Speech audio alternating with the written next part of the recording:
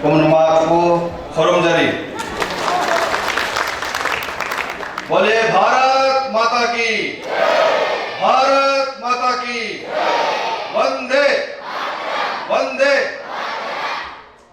जगत जननी भारत माता, पूज्य संत चरण, आज के कार्यक्रम के मुख्य अतिथि सम्माननीय चंद्र कुमार बोस जी, कार्यक्रम के अध्यक्ष महोदय, सम्माननीय मंत्रीद्वय, अन्य उपस्थित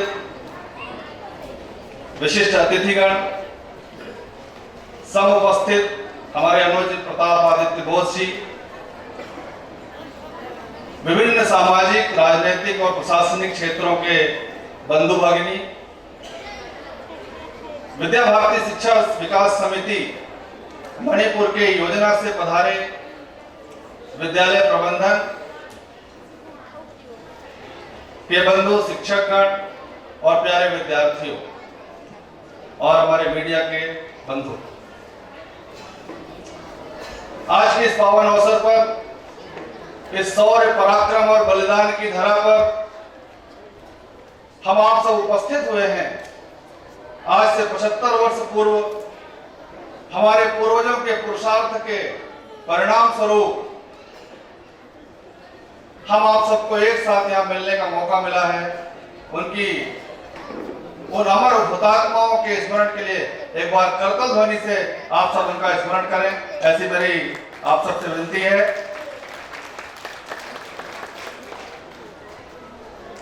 विद्या भारती संगठन की ओर से यह आयोजित कार्यक्रम है, थोड़ी संक्षिप्त जानकारी मैं देना चाहूंगा। आदरणीय शिक्षा मंत्री जी यहाँ पर उपस्थित थे। उन्होंने बहुत सारी संस्कार और जीवन मूल्य, जीवन जीने के आधारित, धर्म, अर्थ, काम, मोक्ष से आधारित जीवन जीने की प्रेरणा यहाँ हम सबको प्रदान किए हैं। विद्या भारती अखिल भारतीय शिक्षा संस्थान द्वारा विगत 6 दशकों से गुजरात से लेकर मणिपुर तक, कश्मीर से लेकर कन्याकुमारी तक लगभग 25,000 छोटे बड़े विद्यालयों के माध्यम से ग्राम, नगर, गिर कंदराओं तक 35 लाख विद्यार्थी हमारे अध्ययनरत हैं। और यदि पूर्वोत्तर की बात करें तो लगभग 600 विद्यालय यहाँ संचालित हैं और लगभग 2 लाख विद्यार्थी इस पूर्वोत्तर की धरा में राष्ट्र जीवन से ओतप्रोत जीवन मूल्य भारत केंद्रित शिक्षा प्राप्त कर रहे हैं।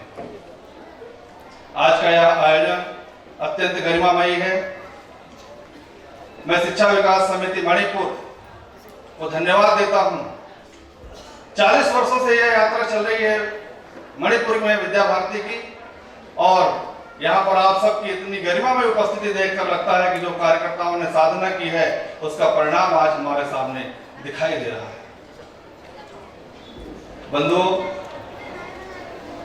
हमारे राष्ट्र जीवन में जो राष्ट्र के लिए जीते हैं वो कभी मरते नहीं हैं, सदैव उनको देश याद रखता है।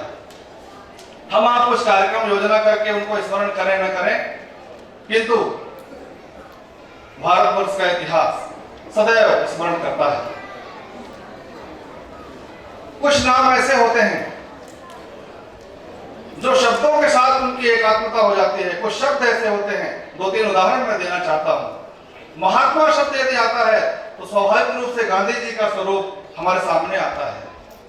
महामना शब्द यदि आता है तो पंडित मदन मोहन मालवीय हमारे सामने आते हैं। लोकमान्य तिलक, लोकमान्य शब्द यदि आता है तो बाल गंगाधर तिलक हमारे सामने आते हैं। और जब नेताजी शब्द हमारे सामने आता है तो सुभाष चंद्र बोस का चेहरा हमारे सामने प्रकट होता है। यह शब्दों के साथ एकात्म होने की यात्रा कितनी साधना लगती है इसके पीछे, यह हम सब समझ सकते हैं। नेताजी सुभाष चंद्र बोस जी द्वारा स्थापित ये सारा हमने सुना, आजाद हिंद सरकार और उनके द्वारा किए गए कार्यों की इस 75 वर्ष की यात्रा के कुछ अधूरे स्वर्णिम अध्याय में, कुछ इतिहास में चीजें हैं, उनको पूर्णता प्रदान करने के लिए आज समय की आवश्यकता है। उस समय की मांग को दोहराने के लिए हमारे यहाँ पर राजनेतागण हैं, उन सब ने और सामाजिक कार्यकर्ता हम सब बैठ करके मिल करके आने वाली पीढ़ी, भविष्य का भारत भी यहाँ बैठा हुआ है, विद्यार्थी बैठे हैं, इनके अंदर जो बीजारोपण होगा तो भारतवर्ष को पुनः विश्व गुरु के स्थान पर स्थापित करने की जो हमारे पूर्वजों ने कामना की थी, उस दिशा में हम सब आगे बढ़ेंगे। राष्ट्र विजय पथ चले समूचा, जग में गूंजे जय जय भारत के इस स्वाभिमान के संचरात के लिए, स्वावलंबी समर्थ भारत के निर्माण के लिए हम सब आगे बढ़े। आज के इस दिवस की यही प्रेरणा लेकर हम सब यहाँ से जाएं। जय हिंद।